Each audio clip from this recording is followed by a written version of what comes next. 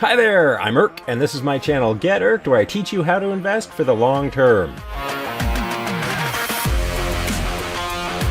Today's video focuses on our furry friends, our pets. I'm going to cover a number of different stocks that will offer opportunities to be able to invest in this theme of how much money we're all spending on our pets. The current generation of pet owners spends more money on its pets than any previous generation, and that means there's a huge opportunity for investment in this sector. Before we get started, if you could just smash that like button and hit subscribe, you'd really help me out. Thank you so much. And remember, I'm not a professional, so take that into consideration if you consider buying any of the positions we talk about in this video. Let's get started. I've divided the different kinds of plays that I have for pets into two main categories: pet health and pet food. In the pet health category, there are three different companies that I would consider, two of which are pure plays and one which is kind of a mixed bag. First up, IDXX Laboratories, ticker symbol IDXX. IDXX Laboratories makes all of the products that veterinarians use, including the software they use to track pet health and medical records. Let's take a look at the fundamentals. You can see that IDXX Laboratories has an earnings per share of $8.39 per share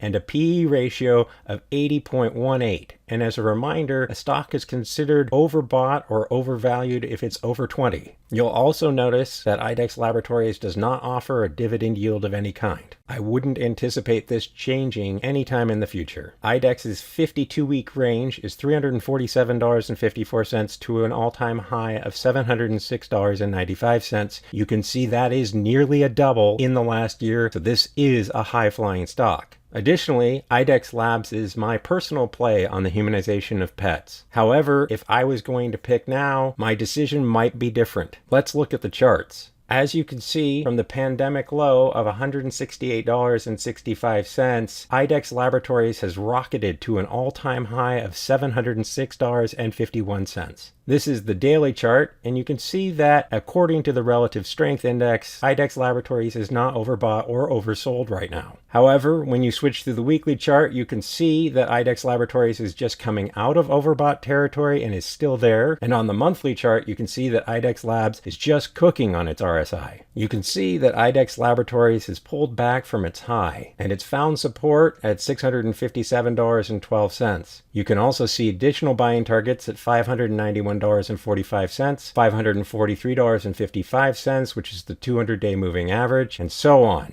And you can use these to make a buying plan if you wanted to open a position in IDXX Labs. Because IDXX Labs is so overbought right now, I would use a very small position size. Instead of my typical starting allocation of 25 to 50%, I might consider going as small as 10% and then wait for pullbacks to add more to my position on the way down. Even though IDXX is the company I hold in my portfolio, I find that it is extremely lofty right now, and I'd probably look at a different company if I was going to get into the humanization of pets play at this time. Next up, Zoetis, ticker symbol ZTS. Zoetis is the makers of vaccines and medicines for pets. Whereas IDXX Labs manages the tests and equipment, Zoetis focuses almost entirely on the medicine aspect of the pet play. Let's take a look at the fundamentals. You can see that Zoetis has an earnings per share of $3.99 and a much more reasonable PE ratio of 51.39 when compared to IDXX Labs. However, 51.39 is still extremely overvalued. Unlike IDXX Laboratories, Zoetis has a $1 dividend, which works out to 0.48% annually. Its 52-week range is $141.41 to $208.56, which makes it a little less of a high flyer than IDXX Labs. Let's take a look at the charts. From the charts, you can see that Zoetis went from a pandemic low of $90.14 to an all-time high of $208.26 and has started to pull back. You can see there's key support at $197.18, $185.58, and slightly above the 200-day moving average at $173.13, and so on. And each of these spots may be good places to do additional buys if you were opening a position in Zoetis. You can see on the Relative Strength Index that Zoetis on the daily chart is not overvalued or overbought right now. However, when you switch to the weekly, you can see that it is really overbought, and on the monthly, it is also supremely overbought. So compared to IDXX Labs, both of these plays are are extremely hot right now and extremely frothy. So if I was going to enter at this time, I would use very small positions rather than using a 25 to 50% allocation. I'd probably go with a 10% allocation and wait for pullbacks to add more. Next up, a more diversified pet play, and it's a human pharmaceutical company as well. It's called Merck. Ticker symbol MRK. Merck has a very decent sized pet health division. However, because it's also a pharmaceutical company, you're looking at this more as having a pet health kicker than a pure play like IDXX or Zoetis would be. In fact, it's hard to determine exactly how much the pet health division really moves the needle for Merck. It's going to be mostly the human medicines that are going to make a huge difference in the growth of the company over the future. But that being said, let's look at the fundamentals. You can see that Merck has an earnings per share of $2.20, a more reasonable PE ratio of 35.39, although that's still overbought even when you compare it to IDEX and Zoetis, and a much more ample dividend yield, $2.60 per share, which works out to 3.32% annually at the filming of this video. Now let's take a look at the charts.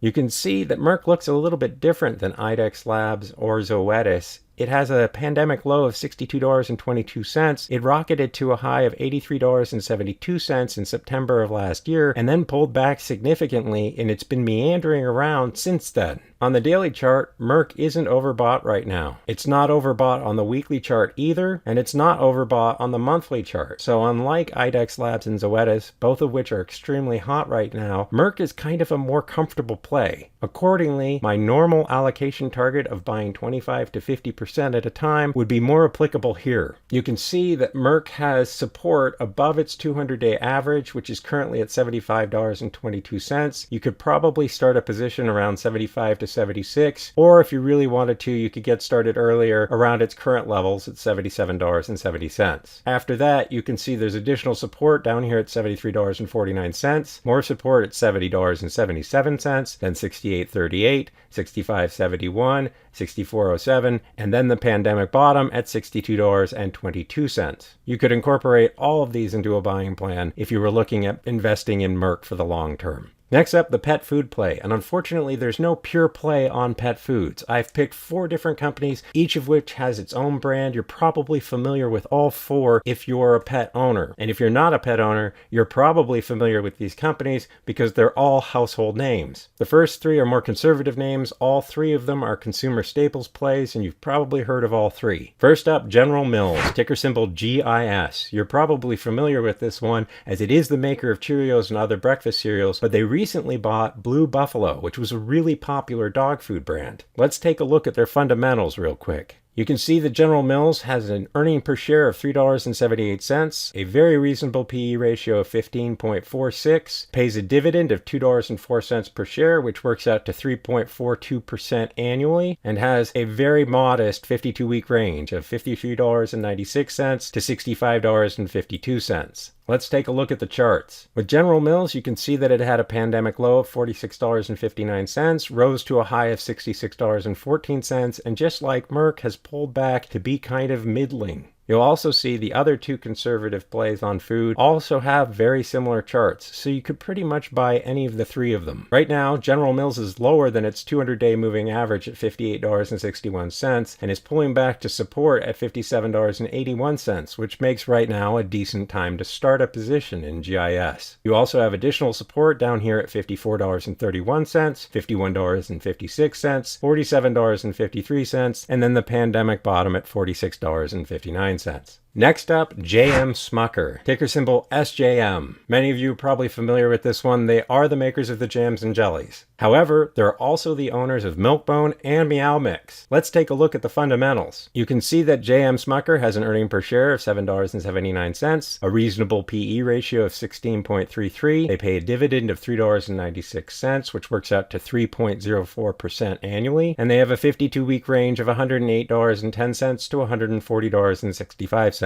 Let's take a look at the charts. From its pandemic low, Smucker's has gone from $91.88 to a high of $140.65 and has since pulled back. Unlike General Mills, however, this high was reached pretty recently. You can see on the charts that Smucker has broken the support that it had at $127.84 and is likely going to come down and hit its 200-day moving average, which is currently at $127.19. There's also support down here at a Fibonacci retracement of 122.02. We're slightly above at 122.28, so anywhere in here would be a decent time to start a position. You can also see that we've got significant support right around $113, down here at $108, down at $103, then $99, $93, and down at the $91.88 pandemic bottom. Next up, the Colgate-Palmolive Company, ticker symbol CL. You're probably familiar with this company as the makers of toothpaste and hand soap, but in addition to that, they own the Hill's Diet or Hill's Prescription Diet. Let's take a look at the fundamentals. Colgate-Palmolive has an earning per share of $3.20, a PE ratio that's slightly overvalued at 24.27, pays a dividend of $1.80, which is 2.28% at the current levels, and has a smaller 52-week range of $74.14 to $86.41. Let's take a look at the charts. You can see, similar to both Merck and General Mills, that Colgate-Palmolive went from a bottom of $58.49 during the pandemic sell-off to a high of $86.41 before pulling back, and it's currently below its 200-day moving average. In fact, it seems to be heading for this support line that is around $75 a share, so you might want to wait to see if you could pick up a position starting there. Then you've got support at $71.26, $69.18, $66.40, and so on until you get down to the pandemic bottom at $58.49. You may have noticed I moved through all three of these pretty quick. The reason is I don't really like any of the three of them as a play on pet food. In fact, I like my fourth one,